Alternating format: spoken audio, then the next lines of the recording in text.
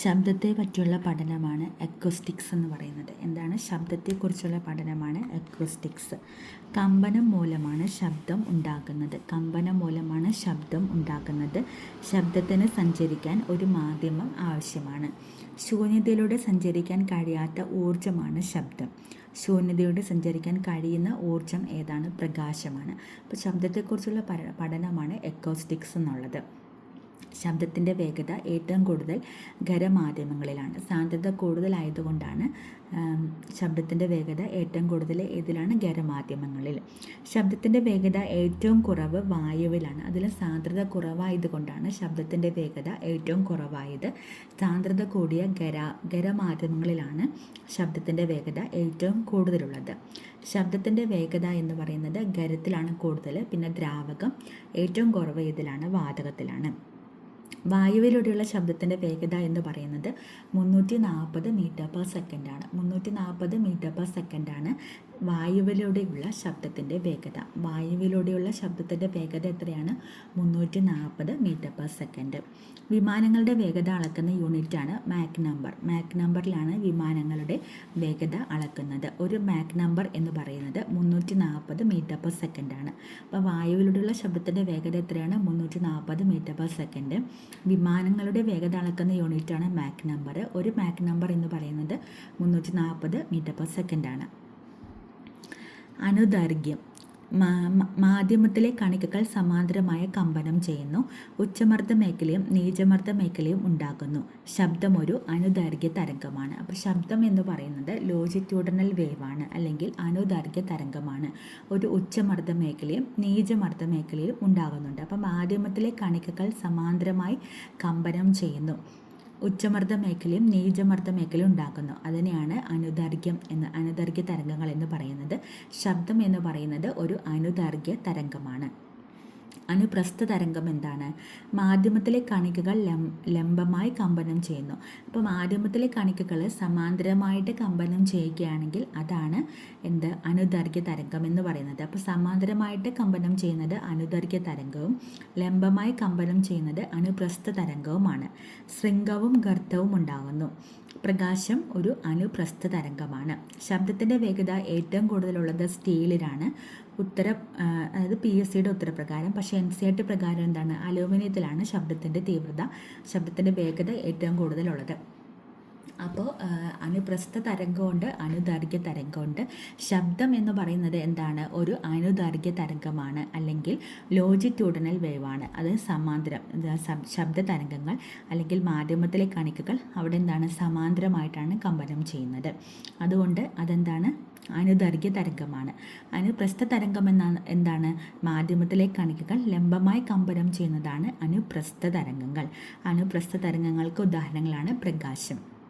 അപ്പോൾ ശബ്ദത്തിൻ്റെ വേഗത ഏറ്റവും കൂടുതലുള്ളത് സ്റ്റീലിനാണ്.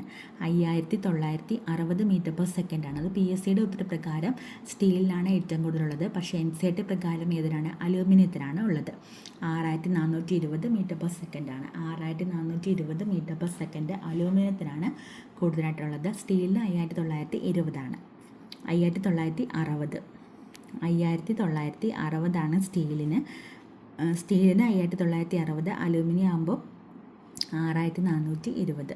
അലൂമിനിയത്തിന് 6420, സ്റ്റീലിന് 5960 മീറ്റർ പെർ സെക്കൻഡ്.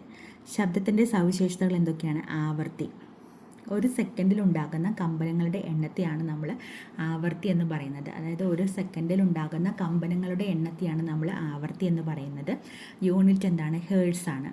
അപ്പോൾ 5 സെക്കൻഡിൽ 20 കമ്പനം ഉണ്ടാക്കിയാൽ ആവൃത്തി എത്രയാണെന്ന് ചോദിച്ചു കഴിഞ്ഞാൽ ഫ്രീക്വൻസി എന്ന് പറയുന്നത് എന്താണ്? കമ്പനങ്ങളുടെ എണ്ണം ഡിവൈഡഡ് ബൈ ടൈമാണ്. അപ്പോൾ 5 സെക്കൻഡിൽ 20 കമ്പനം ഉണ്ടായിക്കഴിഞ്ഞാൽ 20/5 അതിൻ്റെ ഫ്രീക്വൻസി നമുക്ക് കണ്ടുപിടിക്കാം. അപ്പോൾ 4 ഹെർട്സ് എന്ന് കിട്ടും. അപ്പോൾ ആവൃത്തി എന്ന് പറയുന്നത് ഒരു സെക്കൻഡിൽ ഉണ്ടാകുന്ന കമ്പനങ്ങളുടെ എണ്ണത്തെയാണ് നമ്മൾ ആവൃത്തി എന്ന് പറയുന്നത്. അപ്പോൾ ആവൃത്തിയുടെ യൂണിറ്റ് ഹേർട്സ് ആണ്. 5 സെക്കൻഡിൽ 20 കമ്പനം ഉണ്ടാക്കിയാൽ ആവൃത്തി എന്ന് പറയുന്നത് F=N/T ആണ്. എന്ന് പറയുമ്പോൾ നമ്പർ ഓഫ് കമ്പനങ്ങൾ, അത് T എന്ന് പറയുന്നത് ടൈമാണ്. അപ്പോൾ 20/5 നമുക്ക് എന്ത് കിട്ടും?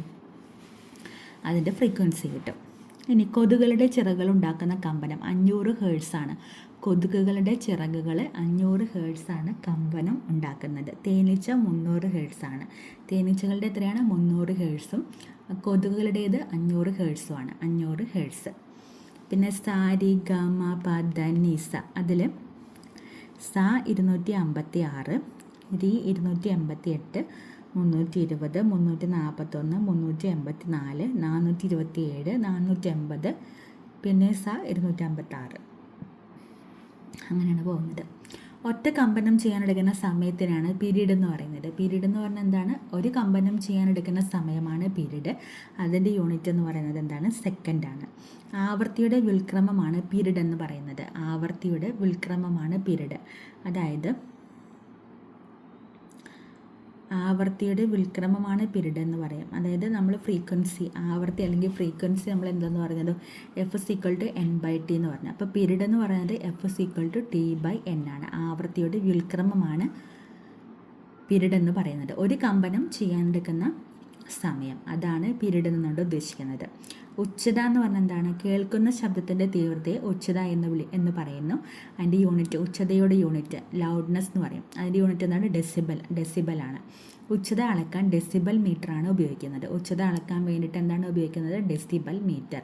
ചെവിക്ക് വേദന ഉണ്ടാക്കുന്ന ശബ്ദം 120 ഡെസിബലിന് മുകളിലുള്ളതെല്ലാം ചെവിക്ക് വേദന ഉണ്ടാക്കും. 120 ഡെസിബലിന് മുകളിലുള്ളത് എന്താണ്?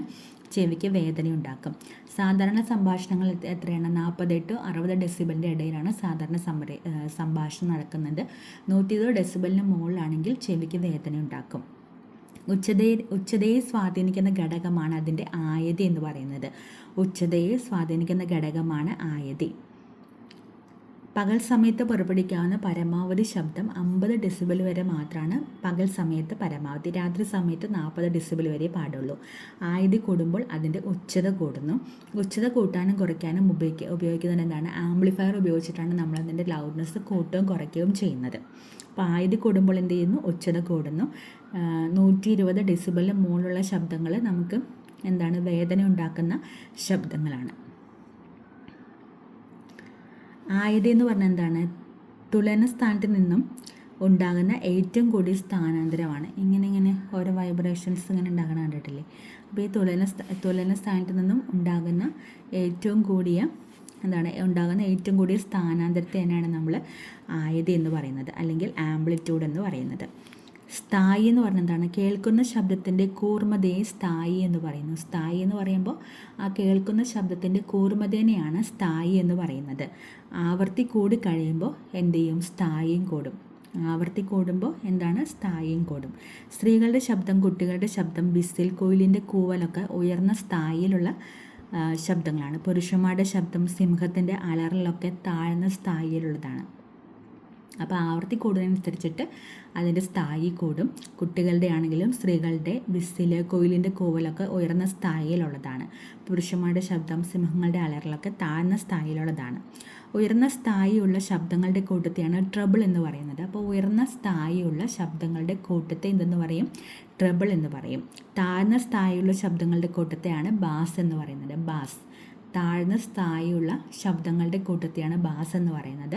ഉയർന്ന സ്ഥായിയുള്ള ശബ്ദങ്ങളുടെ കൂട്ടത്തെയാണ് ട്രബിൾ എന്ന് പറയുന്നത്.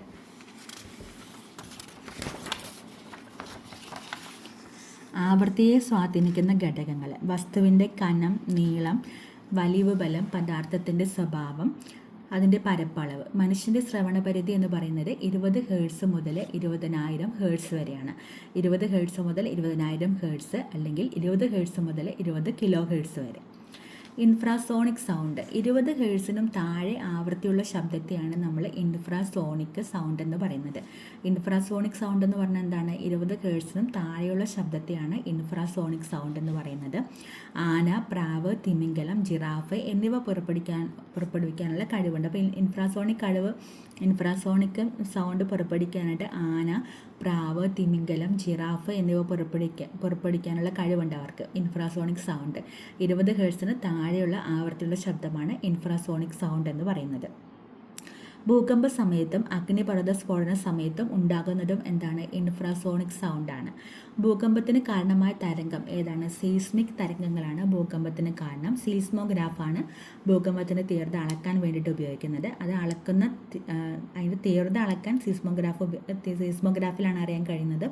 അളക്കുന്ന സ്കെയിൽ ഏതാണ്? റിക്ടർ സ്കെയിലാണ്.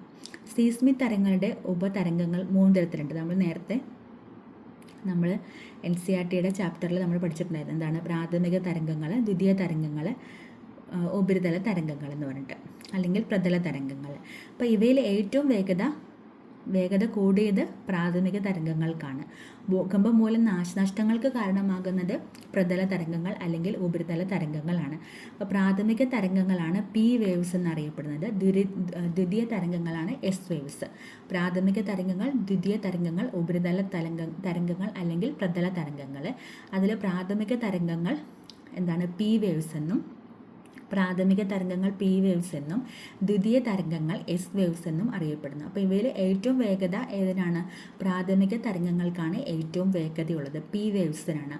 ദ്വിതീയ തരംഗങ്ങൾ ഏതാണ്? S വേവ്സ് ആണ്. പക്ഷേ ഏറ്റവും കൂടുതൽ നാശനഷ്ടങ്ങൾ ഉണ്ടാക്കുന്നത് പ്രതല തരംഗങ്ങളാണ്.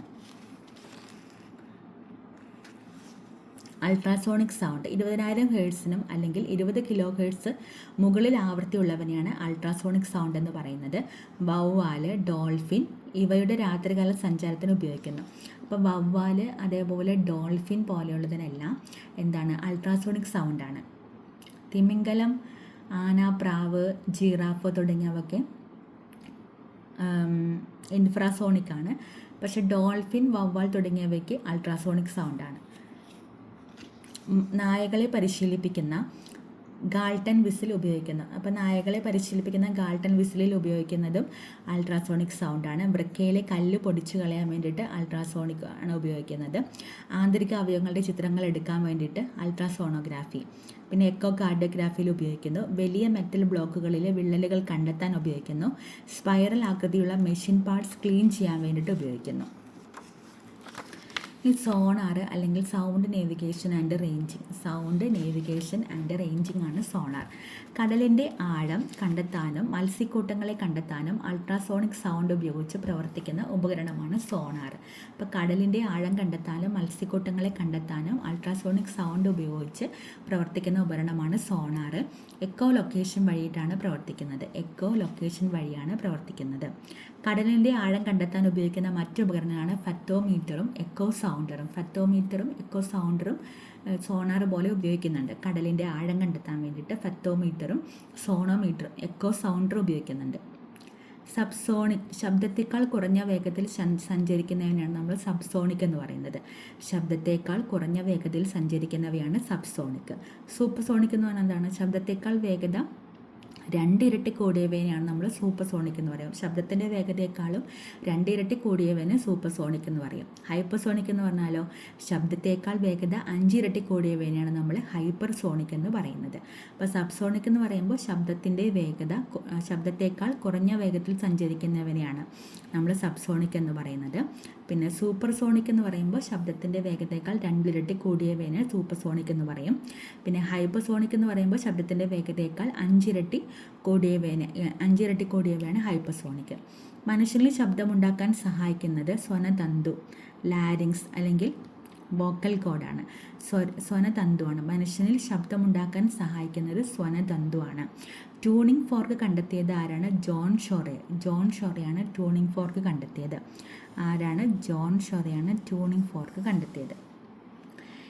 ആവൃത്തിയിൽ ചെറിയ വ്യത്യാസമുള്ള 2 വസ്തുക്കൾ ഒരേ സമയം കമ്പനം ചെയ്യുമ്പോൾ ഉണ്ടാകുന്ന ശബ്ദത്തിൻ്റെ ഏറ്റക്കുറച്ചിലാണ് ബീറ്റ് എന്ന് പറയുന്നത്. അതായത് ആവൃത്തിയിൽ ചെറിയ വ്യത്യാസമുള്ള 2 വസ്തുക്കൾ ഒരേ സമയം കമ്പനം ചെയ്യുമ്പോൾ ഒരേ സമയം കമ്പനം ചെയ്യുമ്പോൾ ഉണ്ടാകുന്ന ശബ്ദത്തിൻ്റെ ഏറ്റക്കുറച്ചിലാണ് നമ്മൾ ബീറ്റ് എന്ന് പറയുന്നത്. ശബ്ദ പ്രതിഭാസങ്ങൾ, പ്രതിധ്വനിയെ പറ്റിയുള്ള പഠനമാണ് കാറ്റക്കോസ്റ്റിക്സ്. പ്രതിധ്വനിയെക്കുറിച്ചുള്ള പഠനമാണ് കാറ്റക്കോസ്റ്റിക്സ്. പ്രതിധ്വനി ഉണ്ടാക്കാൻ വേണ്ട ദൂരപരിധി എന്ന് പറയുന്നത് 17 മീറ്റർ മുതൽ 17.2 മീറ്റർ വരെയാണ്. 17 മീറ്റർ മുതൽ 17.2 മീറ്റർ വരെയാണ് പ്രതിധ്വനി ഉണ്ടാക്കാൻ വേണ്ട കുറഞ്ഞ ദൂരപരിധി. ഇപ്പോൾ പ്രതിധ്വനിയെ പറ്റിയുള്ള പഠനമാണ് കാറ്റക്കോസ്റ്റിക്സ്. പ്രതിധ്വനി ഉണ്ടാക്കാൻ വേണ്ട കുറഞ്ഞ ദൂരപരിധിയാണ് 17 മീറ്റർ മുതൽ 17.2 മീറ്റർ വരെ. ഒരാൾ ഒരു കുന്നിന് മുകളിൽ നിന്ന് ശബ്ദമുണ്ടാക്കിയപ്പോൾ മറ്റൊരു കുന്നിൽ തട്ടി 4 സെക്കൻഡിന് ശേഷം പ്രതിധ്വനി കേട്ടു. 2 കുന്നുകൾ തമ്മിലുള്ള ദൂരം എത്ര? അത് കണ്ടുപിടിക്കാൻ വേണ്ടിയിട്ടാണ് D=S/T എന്നുള്ളൊരു ഇക്വേഷൻ നമ്മൾ ഉപയോഗിക്കുന്നുണ്ട്. എന്താണ് D=S/T? ഇതിൽ S എന്ന് പറഞ്ഞാൽ എന്താണ്?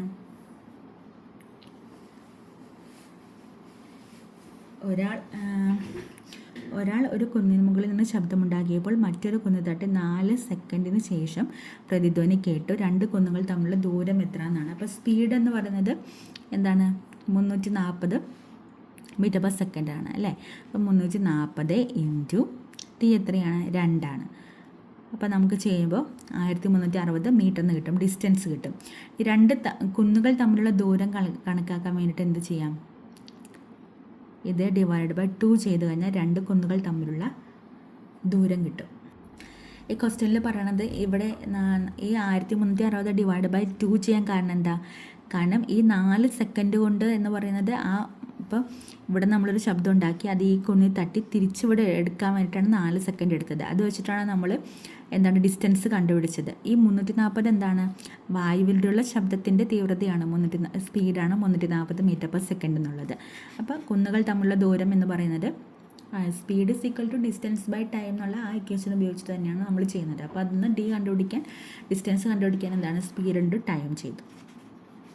അതേപോലെ ഒരു കപ്പലിൽ നിന്നും അൾട്രാസോണിക് സൗണ്ട് പുറപ്പെടുവിക്കുന്നു. അത് കടലിൻ്റെ അടിത്തട്ടിൽ തട്ടി 3.42 സെക്കൻഡ് സമയം കൊണ്ട് കപ്പലിൽ തിരിച്ചെത്തി.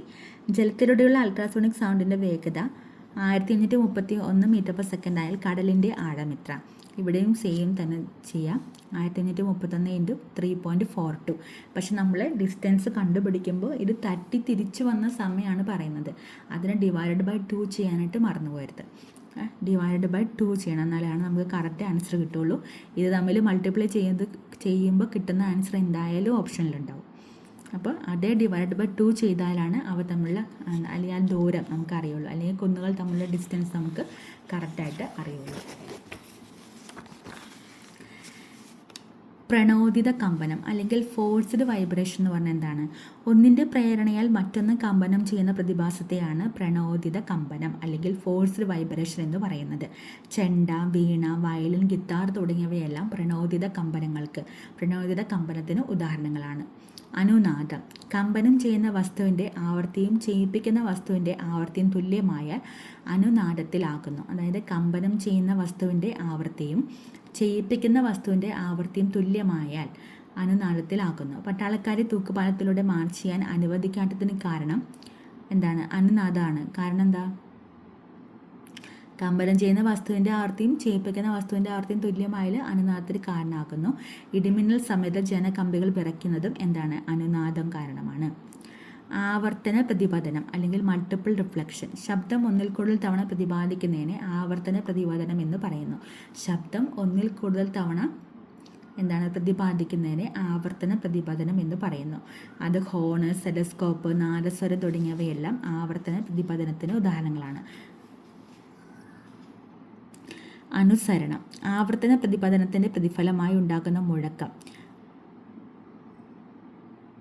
പള്ളിക്കുള്ളിൽ ഉണ്ടാകുന്ന ശബ്ദം ഹാളിനുള്ളിൽ മുഴങ്ങിക്കളിക്കുന്നത് അതൊക്കെ എന്താണ്? അനുരണനമാണ്. Doppler effect. സ്രോതസ്സിൻ്റെയോ ശ്രോതാവിൻ്റെയോ ചലനം മൂലം കേൾക്കുന്ന ശബ്ദത്തിൻ്റെ തീവ്രതയിൽ ഉണ്ടാകുന്ന മാറ്റം കണ്ടെത്തിയത് ക്രിസ്റ്റ്യൻ ഡോപ്ലറാണ്. ആംബുലൻസിൻ്റെ ചലനം മൂലം കേൾക്കുന്ന ശബ്ദത്തിൻ്റെ തീവ്രതയിൽ മാറ്റമുണ്ടാകുന്നു.